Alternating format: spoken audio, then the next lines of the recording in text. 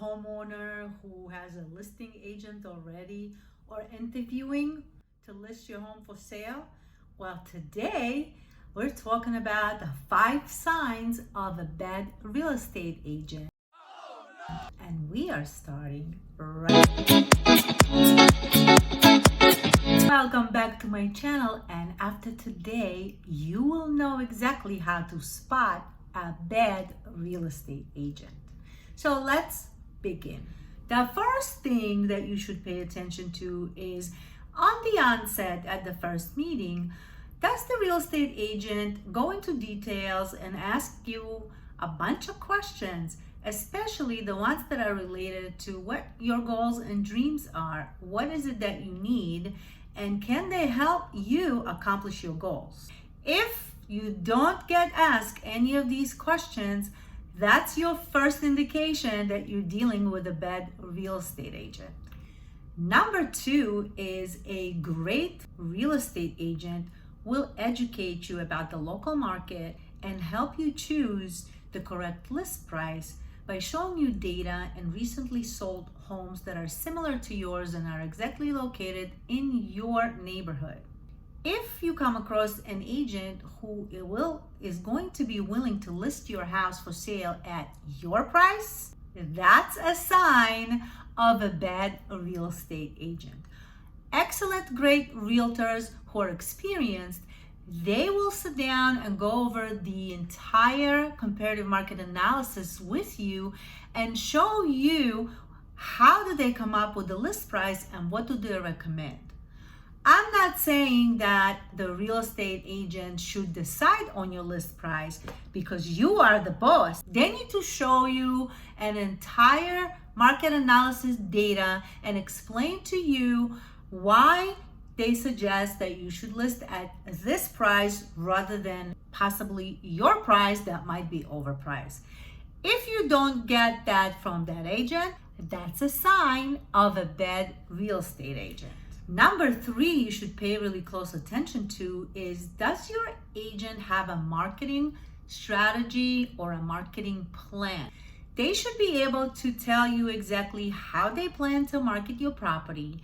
And if they decide that they're not going to be using specific marketing approach, one or another, they need to be able to explain to you exactly why are they choosing this type of marketing versus that type of marketing. If they can't answer that question or don't give you an answer who doesn't sound to you like BS, that's a sign of a bad real estate agent. Number 4 is your agent is asking you to reduce the price of your home without any real data and real explanation, be able to prove to you that the reasoning behind the price reduction is valid.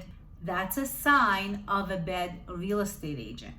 In this hot market, there's absolutely no reason that your house shouldn't be selling within the first week or 2 of marketing and being active on the market. So if your house hasn't sold yet and you are listed with an agent, that might be a good indication that it's time to say goodbye to this bad real estate agent. And the number 5 sign that you have a bad real estate agent, communication or lack of in this case. A great agent has a plan and communication skills. They know exactly, they're going to tell you exactly when they plan to communicate with you, how they're going to be communicating with other colleagues, how they're going to be communicating with buyer's agent who has buyers for your property, what you can expect from them versus what they can expect from you.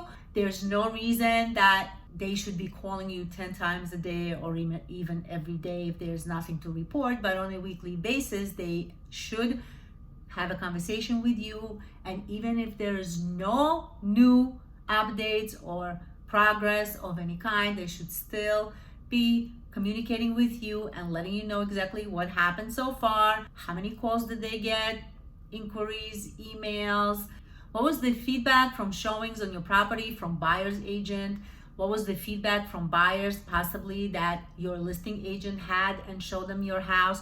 All of these things need to be communicated to you.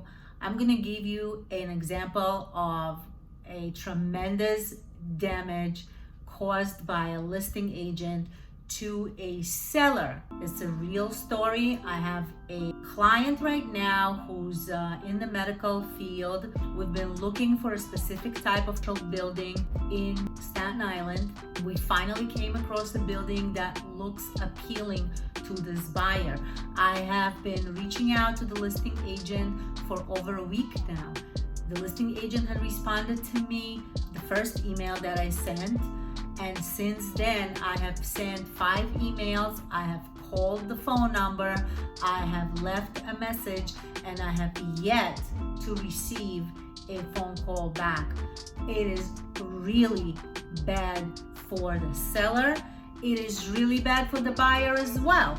But as a seller, if you have a real estate agent who does not communicate with potential clients that are willing and looking forward to look at your property, that's a sign of a really bad agent. If any of these signs, something that you're experiencing right now with your agent, and any of these things kind of rang a bell, that's a red flag, and you should not hire that agent. A bad real estate agent will cost you a lot of money and waste a lot of your time. Be sure to like this video. Be sure to subscribe to my channel so you never miss another video. And be sure to watch what YouTube recommends you watch next. And I'll see you in my next video.